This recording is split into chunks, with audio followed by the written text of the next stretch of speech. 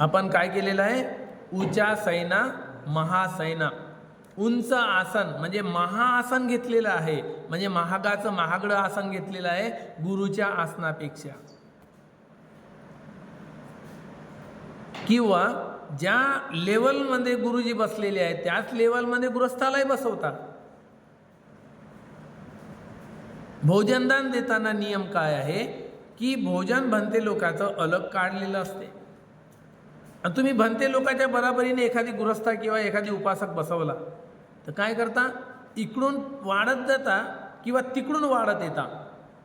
तर कोणाकडून वाढत येतात? पहिले गृहस्थाले वाढतात आणि ते उष्ट भोजन भंतेले वाढतात.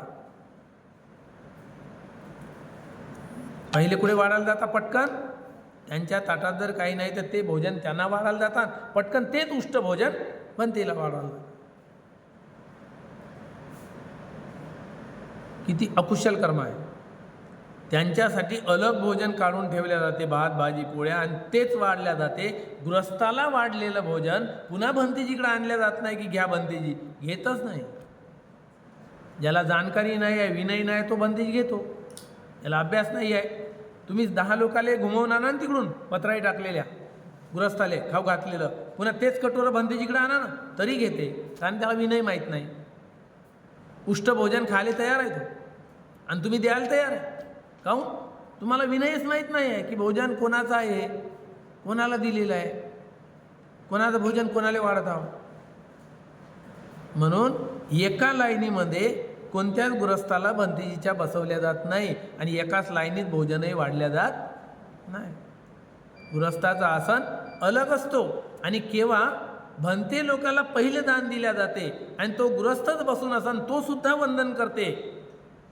दान देताना तो गृहस्थ सुद्धा वंदन करते, तर त्याचं पुण्य होते की माझं पण या दानात सहभाग झाला.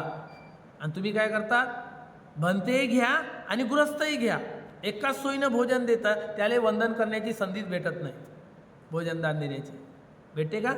तुमच्या या मूर्खतेमुळे, अज्ञानामुळे. तुम्ही एका लाईनीत मोजत आहे की भंते लोकाला दिलं, या व्यक्तीलाही दिलं, सारखंच झालं. त्याच्यात भेद नाही करून राहिले की नाही भिक्खू संघाला प्रथम, आणि जर प्रथम दिलं तर हा व्यक्तीसुद्धा या दानात सहभागी होणार आहे. हात जोडून बसला तरी या दानाचा भागीदार आहे, पण त्याला दानाचा भागीदार होऊ देत नाही. एकाच देऊन टाकता एका वेळेस भोजन, म्हणजे तो ना वंदन करणार, ना तो हात जोडणार, ना तुमच्या दानात सहभागी होणार, त्याला चान्सच नाही आहे. उलट त्याचा अकुशल कर्म होणार, कारण जे भोजन भंतेला देतात ते भोजन त्यालाही वाढतात, त्याला वाढलेलं भोजन भंतेला वाढतात. हे विनय अलग आहे. एका पंक्तीमध्ये, एकाच लाईनीमध्ये, एकाच आसनावर भंते आणि गृहस्थ आहे. विनयच नाही आहे. सारे पापही पाप होते तुमच्या हातानं, शीलही शील तुटते. मग म्हणता माझं शील पालन झालं का? माझं बारीक शील आहे, गंभीर शील आहे. शील कुठे पालन करता? कितीही मोठ्यातला मोठा जरी मंत्री तुमच्या घरी आला आणि तो बसून असेल तरी पहिले भोजन भंतेजीला, संघाला, तर त्याला काय चान्स भेटते? साहेब हात जोडा, साहेब हात लावा, साहेब वंदन करा, चान्स भेटते. नाही, भंते लोकायला वाढायचं ना, घ्या साहेब तुम्ही एकाच वेळेस एवढे ताट. करता ना असं रोज? नाही करत? करता की नाही? पुण्य करता का? हा सन्मान आहे का गुरुजनाचा? आहे का? नाही माहीत, पण आम्ही बोलत नाही. कशासाठी? तुमच्या भावना, मूर्खतेच्या भावनेला ठेस पोहोचते म्हणून, किंवा समोरच्या व्यक्तीला दुःख होईल, या भंतेची भेद करते म्हणून. पण तुम्हाला तुमचे विनय, तुमचं शील ॲटोमॅटिक भंग होते. कधीपर्यंत समजणार नाही तुम्ही? आणि कधीपर्यंत समजवायचं नाही आम्ही?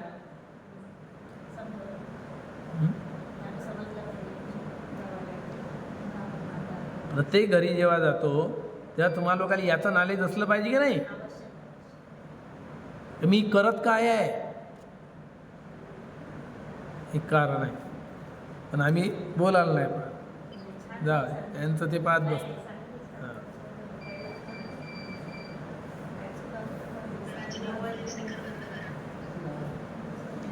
या प्रकारे उंच आसन ग्रहण करता येत नाही, बराबरीचं आसन ग्रहण करता येत नाही.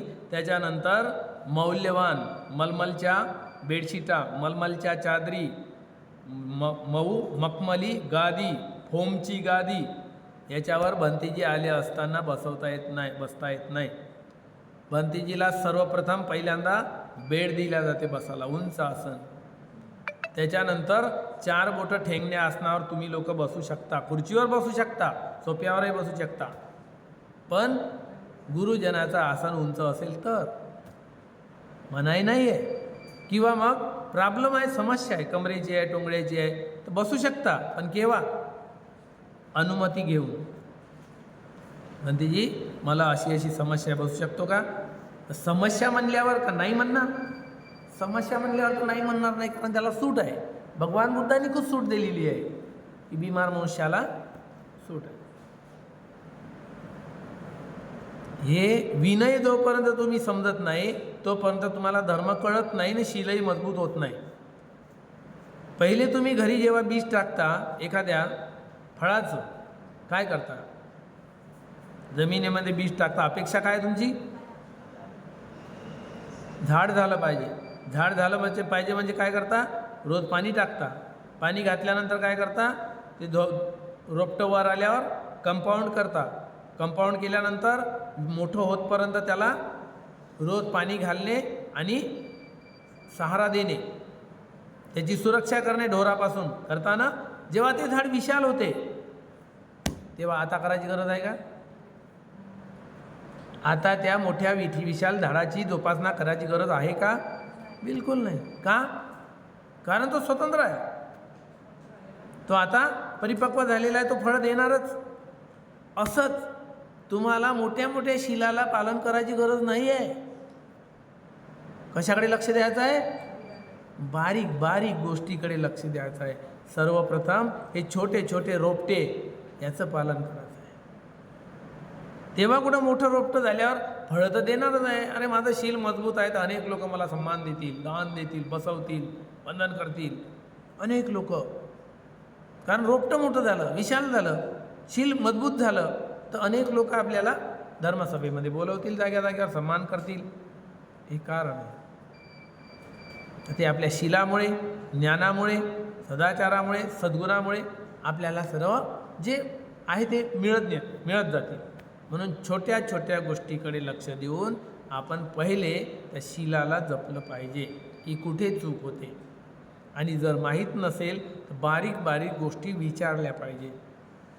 कुठून कुठं कसं शील पालन करायचं, कशा प्रकारे मजबूत झालं पाहिजे, मला लाभ झाला पाहिजे, मेहनत भरपूर करत आहो पण लाभ नाही होत आहे, एनर्जी व्यर्थ जात आहे, जाता कामा नाही. म्हणून बार बार विचारा. एक गोष्ट नाही समजली तर बार बार विचारा. त्याला सांगावंच लागेल, कारण समोरच्याला सजग करायचं आहे, शिलामध्ये प्रतिष्ठित करायचं आहे तर त्याला सांगावंच लागेल. तो असं म्हणणार नाही मला वेळ नाही आहे, मी नाही सांगत. ते वेळ नाही आहे कोण म्हणते? जे भगवान बुद्धाला विचारणारा तो दारूचिर्य, मला आता धर्म सांगा, तसं तू म्हणताही पाहिजे ना. भगवान बुद्ध म्हणे नंतर सांगतो चारी काय होऊन आल्यावर. तर तो म्हणते नाही नाही, चारी काय करून तुम्ही येता का नाही? नाही येत तर मला माहीत नाही, पण तुम्ही येतपर्यंत मी जिवंत राहतो की नाही हे माहीत नाही. मग गेला ना, कामातूनच गेलं. धर्मही माझ्या कोण्या कामाचा नाही आणि बुद्धही माझ्या कोण्या कामाचा नाही. काय फायदा तुमचा? आत्ता सांगा. भगवान बुद्धाने आपल्या चित्तानं जाणलं त्याला, अरे हा तर मरणार आहे, याचं जीवन थोडंसंच आहे. तर भगवान बुद्ध त्याला जसं उत्पन्न होते तसं पाहायला सांगते. उपजित्वा निरुज्जंती, उत्पन्न होणे आणि नष्ट होणे जे आहे त्याला जाण. जे जे उत्पन्न होते ते नष्ट होणार आहे, जाण. त्याला थोडक्यातच समजलं, बस झालं, एवढं माझ्यासाठी काफी आहे. म्हणून बसला रोडच्या बाजूला, ध्यान साधना करू लागला. भगवान बुद्धाला चारिकेकडून येतपर्यंत श्रोतापन्न, सकृतगामी, अनागामी, अनंत अवस्थापर्यंत गेला ध्यान करता. भगवान बुद्ध तिकडून आले, तो आता अनंत होणार. तर तो त्याला माहीत होते की अनंत होणार, पण त्या अवस्थेमध्ये चिवर धारण करावं लागते तर वाचते, नाही तर त्याचा मृत्यू निश्चित आहे. तर भगवान बुद्धाला म्हणते चिवर द्या. भगवान बुद्ध म्हणते घेऊन ये. नियम आहे हा की ज्याला कोणाला चिवर द्यायचा आहे, घ्यायचा आहे आणि त्याला चिवर पाहिजे, त्यानं स्वतःच्या पैशानं ते खर्च करून आणायचं नाही तर त्याची किंमत मोजा लागते, किती रुपये होते त्या याची, तेवढी किंमत दान म्हणून द्यावं लागते. तर पुराच्या पुरा अष्टपरिष्कार सोबत पाहिजे. लोक परिष्कार दान देतात आणि अष्टपरिष्कार दिला म्हणून सांगतात. अष्टपरिष्काराची जाण नाही त्यांना. कशाला म्हणतात? अष्टपरिष्कारामध्ये येते एक हे संघाटी, हे उत्तरासन, अंतर्वास, बेल्ट, त्याच्यानंतर पाणीगळाचा कपडा, एक वस्त्रा, सुईधागा, पात्र, ह्या वस्तू अष्टपरिष्कारामध्ये येते. आणि तुम्ही केलं का ते दान? 8 वस्तू दिलं काय तुम्ही?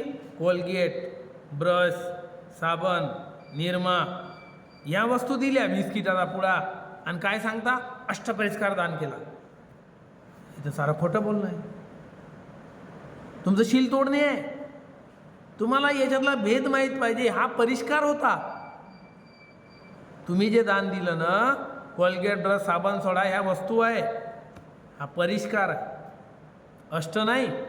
8 द्या की 12 द्या, परिष्कारच आहे. की 1000 द्या, परिष्कारच आहे. अष्ट नाही. बुद्ध आणि धम्मग्रंथामध्ये पहा, बाबासाहेबांनी लिहून ठेवलं भिक्खूला काय दान करायचं, तर सीधा अष्टपरिष्कार लिहिलेला आहे. एक वस्तू लिहिलेली आहे. चिवर, संघाटी, अंतर्वास, पात्र, बेल्ट, वस्त्रा, पाणीगळाचा कपडा आणि सुई धागा. झाले ना? ह्या जर तुम्ही दान केल्या, महान पुण्यकर्म. का? एक भिक्खू बनतो त्यानं. या 8ही वस्तू ना, एक भिक्खू उपसंपदा करायच्या वेळेस या साऱ्या 8ही वस्तू लागतो. त्या देणारा दायक तयार होतो. जर आता एखाद्याला यांना उपसंपदा करायची आहे तर असा दायक तयार होतो याच्यातून, भंतीजी यांच्या उपसंपदेला जे जे वस्तू लागते मी पुरवणार. अरे एक पुत्राला जन्म दिला तुम्ही, बुद्ध भिक्खू याच्यामध्ये एक पुत्र जन्माला घातला तुम्ही. तुमच्या पोटी तर नाही घातला, पण तुम्ही धर्माच्या पोटी एक पुत्र तयार केला, त्याची आई बनली. अनेक जन्मामध्ये तो जोपर्यंत मुक्त होत नाही तोपर्यंत तुम्ही आई राहणार. दायक. आणि जर तुम्ही तुमच्या स्वतःचा पुत्र दान केला असेल तर दायाद, धर्मदायाद म्हणतात त्याला. तुम्ही जर स्वतःच्या रक्ताचा पुत्र किंवा पुत्री दान केलं तर काय झालं? दायाद. आणि तुम्ही जर एखाद्या सामनेराले म्हणलं की याची उपसंपदा करताना मी साऱ्या वस्तू पुरवतो, तर दायक. एक पुत्राला जन्म दिला तुम्ही, अनेक जन्मापर्यंत मुक्त होतपर्यंत तो तुमची मुक्ती आहे. असे किती जणी आहे की उपसंपदा एखाद्या भिक्षूची झाली तर मी सारं पुरवतो म्हणणार? नाही ना. अष्टपरिष्कार मी पुरवतो असं म्हणणार.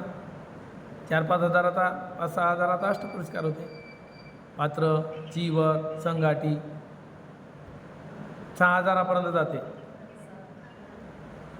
कारण पात्रच 1,500चा चिवर आहे, 2,000ची संघाटी आहे मार्केटमध्ये, 1,500चं पात्र आहे, 250चा बेल्ट आहे, वस्त्रा, पाणीगळाचा कपडाचा पणी शिवून देते, सुई धागा. 6 हजारापर्यंत त्याची किंमत. कोण नाही चुकवू शकत? कोणी देऊ शकते ना 6,000 रुपये. पण जन्म त्या नुसतं एक अष्टपरिष्कार दान केल्याने जन्म जोपर्यंत मुक्त होत नाही तोपर्यंत ते पुण्यसोबत राहते. त्याला म्हणतात अष्टपरिष्कार. आणि तुम्ही कशाला म्हणता? ज्याच्या त्याच्या घरी गेलं, कोलगेट एवढूसं, साबण एवढूशी, पेन, बुक आणि 8 वस्तू देते, भंतीजी माझा अष्टपरिष्कार स्वीकार करा. हे कोणता अष्टपरिष्कार आहे? असं का म्हणतात? कारण कोणत्याही भंतीच्या तोंडातून क्लिअर काही तुम्हाला एक तर ऐकायला भेटलं नसेल किंवा तुम्ही ऐकून घेतलं नसेल. 2 कारण होऊ शकते. विचार नाही केली नसेल भंतेजी, हे जे तुम्ही अष्टपरिष्कार नेमकं काय आहे? आम्ही तर देतो नेहमी अष्टपरिष्कार. तेव्हा मत सांगेल ना की नाही, तुम्ही जे देता तो परिष्कार आहे आणि हा अष्टपरिष्कार आहे भगवान बुद्धांनी सांगितलेला. असा फरक जेव्हा तुम्हाला माहीत पडेल तेव्हा तुम्ही सत्य बोलाल, हां मी परिष्कार दान केला. परिष्कार दान कराल आणि फेसबुक व्हॉट्सअपवर तुम्ही जर अष्टपरिष्कार टाकाल तर काही खरं नाही, तुमचं नुकसान आहे त्याच्यात खोटं बोलण्यात. म्हणून धर्माला योग्य प्रकारे पहिले जाणून घ्या, पहिले समजून घ्या आणि मग पुढे पाऊल टाका. त्याचा प्रचार करणे पुण्यच आहे. प्रचार करणे काही गलत नाही. व्हॉट्सअप फेसबुकवरून तुम्ही जर प्रचार करता की मी हे दान केलेलं आहे, दुसऱ्यांनाही द्यावं, प्रेरणा जागावी. उद्देश काय असतो? मी दिलं याच्यासाठी थोडा असते, दुसरा व्यक्ती प्रेरित व्हावा हा उद्देश असतो. तर प्रचार करता येते, परंतु प्रचार तर सही असला पाहिजे, सत्य तर असला पाहिजे. खोटा प्रचार जर असेल तर बरेच भिक्षू वाचतात, बौद्ध देशातले दुसऱ्या देशातले वाचतात की इन्होंने क्या दान किया, अष्टपरिष्कार सच में दान किया, हे झूठ बोल रहे. मग त्या वस्तू जर आल्या लक्षात, कोलगेट ब्रश साबण थोडा, अरे झूठ बोल रहे, अपना शील तोड रहे, असं होते. म्हणून अशा प्रकारे हे नवशील काय उंच आसन, उंच आसन ग्रहण करता येत नाही. ज्या किमतीच्या आसनावर तुम्ही बसून आहे त्या किमतीच्या आसनावर जर भंते बसून आहे तर तुमचं शील तुटते. ज्या किमतीचं आसन तुम्ही भंतेला दिलेलं आहे त्याच्यापेक्षा हलक्या दर्जाचं कमी किमतीचं आसन घेतलं किंवा 1-2 इंची खाली घेतलं तर शील तुटत नाही. ज्या आसनावर झोपताना आळस येतो असे मऊ मखमली मलमलचे आसनं किंवा गाद्या फोमच्या वापरणे उच्चासनी नाही. कधी? फक्त उपवासाच्या दिवशी, बाकी दिवशी तुम्हाला मनाई नाही. फक्त एक दिवस खाटीवर झोपू शकता, बेडवर झोपू शकता, गादीवर झोपू शकता. जरुरी नाही की खालीच झोपलं पाहिजे असं कुठेही लिहून नाही, कुठेही बुद्धान सांगत नाही. फक्त शयनासन तुमचं कसं असलं पाहिजे, तुम्हाला झोप लागल्यावर असलं पाहिजे. शयनासन आळस उत्पन्न करणारं नसावं, बस. तुम्ही बेडवरही झोपू शकता, काय तेवढं हे नाही, त्याला उंच आसन नाही म्हणत. जर बुद्धाची पूजा खाली आहे, तुमच्या घरात राहते पाटावर टुलावर आणि तुमचं झोपणं राहते बेडवर, तर तुम्ही समजून जा पापकर्म करत आहे उंच आसन घेऊन. बुद्धाची पूजा कधीही पाटावर नसते. बुद्धाची पूजा ठेवताना आपल्या बेडपेक्षा 6 इंच किंवा 9 इंच उंच पाहिजे. बेड 1.5 फुटाचा, गादी अर्ध्या फुटाची, 2 फूट झालं. त्याच्यावर पुन्हा हातरण टाकतो आपण. 2.5 फुटावर बुद्धाचं अधिष्ठान पाहिजे, 2.5 किंवा 3 फुटावर. आणि किचनमध्ये तर अजिबातच नको, ते पापच आहे. कारण उष्टे भांडे कुठं राहते आपले रात्रीचे, उष्टे गिलास, उष्टे गंज, ज्याची गंध चालत राहते. भगवान बुद्ध काय गंध घेणार आहे तुमच्या उष्टे बाहेर खाल्ल्याचं? तिथं काय चांगला सुगंध येणार आहे, बसूशा वाटणार आहे? तुम्ही गेल्यानंतर तुम्हाला तेच गंध येणार आहे जे रात्री भोजन केलेलं आहे. सकाळी जा की पाणी प्यायला रात्री उठून जा, तेच येणार आहे. तर तुम्हाला जेव्हा ते गंध येते तर भगवान बुद्धाच्या अवतीभोवती जे तरंग आहे तिथे गंध कशी येणार आहे? ते वेगळं स्थान असते, अलग. त्या स्थानाकडे पाय करून झोपता येत नाही. 2 लोकांकडे पाय करून झोपता येत नाही, एक तर जन्मदाता माता पिता आणि गुरुजन पूजनीय लोक, यांच्याकडे पाय करून बसताही येत नाही आणि झोपताही येत नाही. हा रूल आहे. आणि चालताना भसड चालल्या जात नाही की चिवराला थोडासा धक्का नाही लागला पाहिजे, आपल्या कपड्याचाही धक्का नाही लागला पाहिजे ना हवाही नाही लागली पाहिजे. पाय लागणे तर दूरची गोष्ट आहे, पापच आहे. ओलांडून जाणे त्याच्या कपड्यावरून तेही पापच आहे. स्पर्शही नाही झाला पाहिजे, नाही तर भस्कन निघून जातो आपण जवळून त्याच्या, तर ते भसड जाणे ही हानिकारक आहे. शिस्त नाही म्हणत त्याला, शिष्टाचार नाही म्हणत आहे. आपले कपडे सांभाळून चोरून लपल्यासारखं तर दडत लपल्यासारखं दुरून जावं लागते. गुरुजनाच्या वडीलधाऱ्याच्या दुरून लागता कामा नाही. धक्कासुद्धा लागला नाही पाहिजे, कपड्याला कपडासुद्धा लागला नाही पाहिजे आणि त्यांच्या कपड्याला पाय किंवा ओलांडलं सुद्धा नाही पाहिजे, पापात जाते. हे गुरु शिष्याच्या नियमामध्ये दिलेलं आहे की कसं जायचं. या प्रकारे. आणि दावशील काय आहे? जात रूप रजत पटी गहना. भिक्खूला सोनं चांदी ग्रहण करता येत नाही, तसा तर विनय आहे, पैसाही ग्रहण करता येत नाही. विनयामध्ये पैशालाही हात लावता येत नाही. पण इथे कसं होते की जो पैशाला हात लावत नाही त्याच्या डोक्यात चक्र चालते पैशाचं. इतके रुपये दान आले पेटीमध्ये, इतके रुपये पडले, मग तिथं कुठं गेले, तितके रुपये कुठं गेले. सारखंच घेतले नाही घेतले तरी डोक्यात चक्र चाललं, त्याचा हिसाब चालला तरी सारखंच झालं. पण आजच्या परिस्थितीमध्ये पैशाला हात लावण्याची वेळ का आली? कारण पूर्वीच्या काळामध्ये भगवान बुद्ध जेव्हा चालायचे तेव्हा उपासक वर्ग असा होता की भंतेजी तुम्हाला कुठे जायचं आहे मला सांगा, गाडी घोडा जे काही आहे त्याच्यावर मी पोहोचवून द्यायचं, किंवा सोबत तरी जायचा पैदल, चला मी जंगलातून किंवा गावातून पार करून देतो तुम्हाला. आज आहे का? आज बसमध्ये राहो किंवा कोणत्या गाडीमध्ये उभं राहील, 2 घंटे तो व्यक्ती 2.5 घंटे नागपूरवरून चंद्रपूरपर्यंत उभा येईल. वरोऱ्यापर्यंत आल्यानंतर एखादी स्वतःला बौद्ध म्हणणारा व्यक्ती म्हणन भंतेजी बसा आता, केव्हा म्हणेल? जेव्हा त्याला उतरायचं आहे. तोपर्यंत म्हणलं का त्यानं की भंतेजी मी उभा राहतो तुम्ही बसा? परिस्थिती ही आलेली आहे की श्रद्धा कवडीची राहिलेली नाही. कोणी असा म्हणते भंतेजी आमचं विहार खुलं आहे, आमचं विहार भंतेसाठीच आहे, राहा तुम्ही आमच्या विहारात, आम्ही सेवा करू म्हणते. भंतेजी कधी जाता? लवकर जाल तर बरं, निघा लवकर. नाही निघलं तर हा भंते निघतच नाही, हा हडप करते काय का, आपल्या नावावर करते काय का. म्हणजे पापकर्मीय लोकांची संख्या जास्त वाढल्यामुळे आज दान देणाऱ्या लोकांची संख्या किंवा विनयाला धारण करणाऱ्या लोकांची संख्या नसल्या कारणाने पैशाला हात लावावा लागत.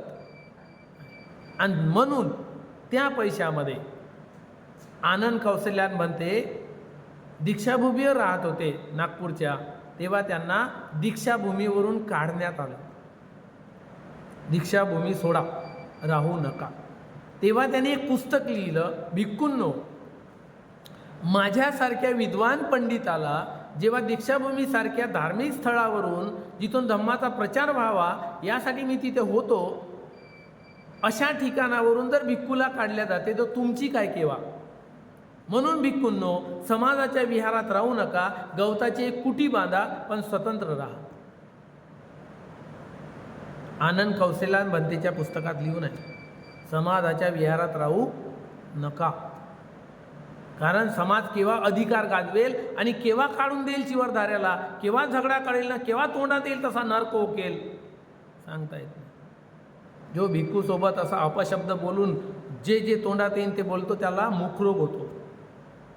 मरताक्षणी त्याच्या तोंडातून इतकी दुर्गंध निघते भयानक, हातपाय घासत मरतो जो जो चिवरधाऱ्याला बोलतो, मुखरोग होतो. पुढे चॅप्टर येणारच आपला कपिलचा, की कसा मुखरोग झाला, कशामुळे झाला, आणि सारी दुर्गंध त्याची पुऱ्या नगरात श्रावस्तीभर कशी पसरली, कोणत्या कारणाने. कपिल नावाचा मासा आहे ना लक्षात, तिथे येणार क्रमाक्रमाने. म्हणून तोंडावर संयम ठेवा, शिलाला महत्त्व द्या. कारण तो भिक्खू काय आज आहे उद्या मरणारच आहे, पण तुमचे बोल मात्र शिल्लक राहणार आहे, वायुमंडलातून जाणार नाही आणि आजपर्यंतच नाही राहणार आहे. तुम्ही जोपर्यंत जन्म घेणार आहे तोपर्यंत राहणार आहे. ज्या दिवशी एखाद्या बुद्धाच्या संपर्कात याल पुण्यामुळे बुद्धसुद्धा म्हणणार या व्यक्तीनं नरा खोकला होता म्हणून याची अशी दुर्गती होत आहे, शरीर सडत आहे आणि याच्या शरीराची इतकी दुर्गंध येत आहे की कोणी त्याला हात लावायला तयार नाही. भगवान बुद्ध म्हणेल खुद ही पाळी येऊ देऊ नका, कारण तो आज आहे उद्या नाही आहे ना, निघून जाणार किंवा मरून जाणार कधी ना कधी, पण शब्द तुमचे कायम हे लक्षात ठेवा. कोणालाही बोलताना तोंडावर संयम ठेवला पाहिजे, कमीत कमी बोललं पाहिजे, मोजकं बोललं पाहिजे. एखादी गोष्ट आपण एखाद्या दुसऱ्या पोराला रागावता, अबे तुला समजत नाही का म्हणतो ना, आणि तोच शब्द आपल्या पोराला का रे तुला समजलं नाही, फरक पडला ना. मग तिथे काय आला? द्वेष आला. इथं काय आलं? वात्सल्य आलं. फरक पडला ना. मग या बोलण्याचे संस्कार नाही बनत, त्या बोलण्याचे बनले आणि ते कायम राहणार आहे.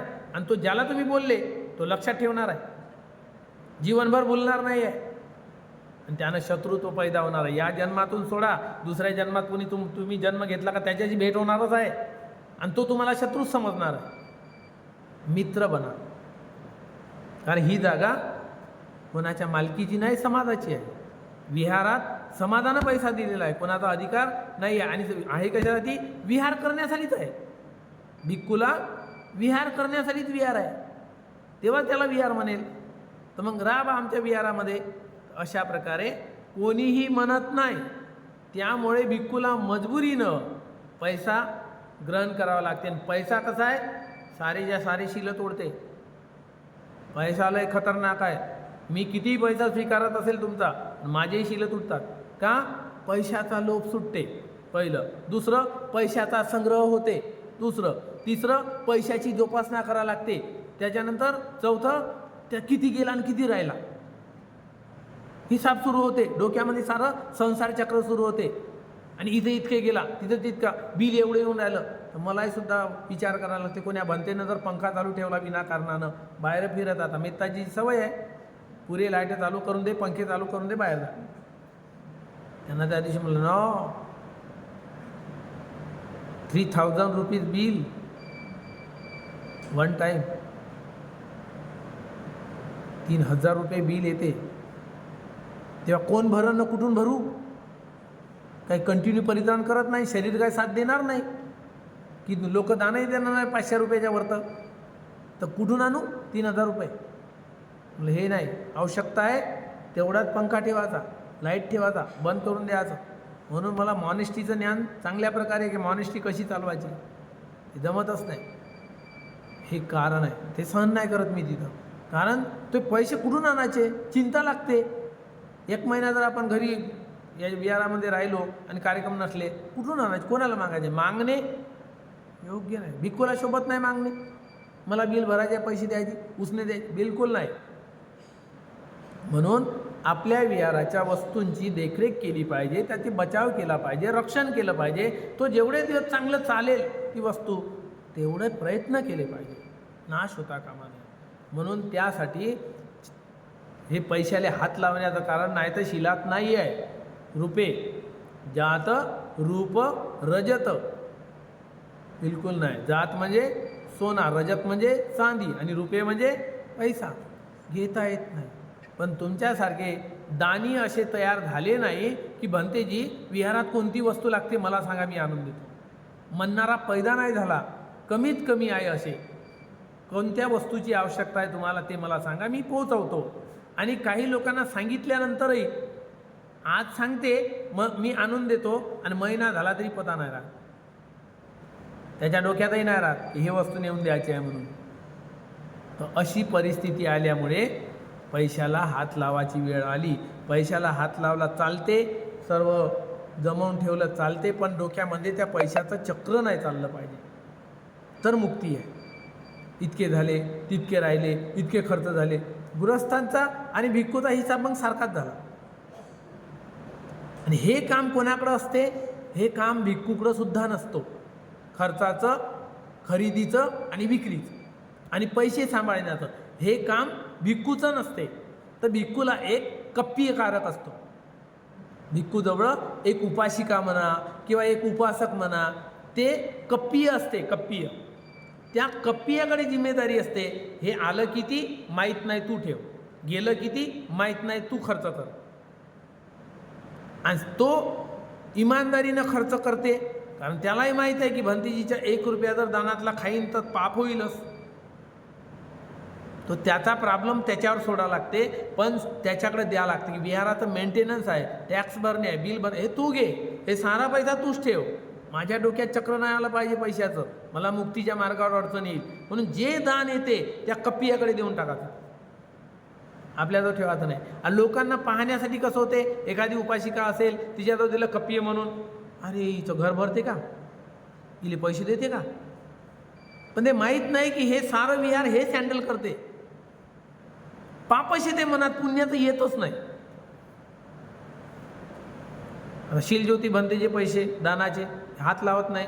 बरेच पैसे माझ्याकडे राहते, 2-2, 3-3 हजार, 5-5 हजार मीच ठेवतो, मीच घेतो. कोणी दान दिलं त्यांचा लिफाफा मीच घेतो. त्यांचा एक उपासक आहे वारकर म्हणून, त्यांच्या खात्यावर ट्रान्सफर करतो. तेव्हा ते उपासक त्या भंतेजीचे पैसे सांभाळून ठेवते.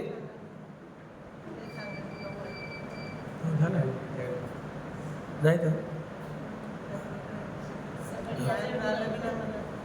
तर ते खर्च करतात त्यांचा.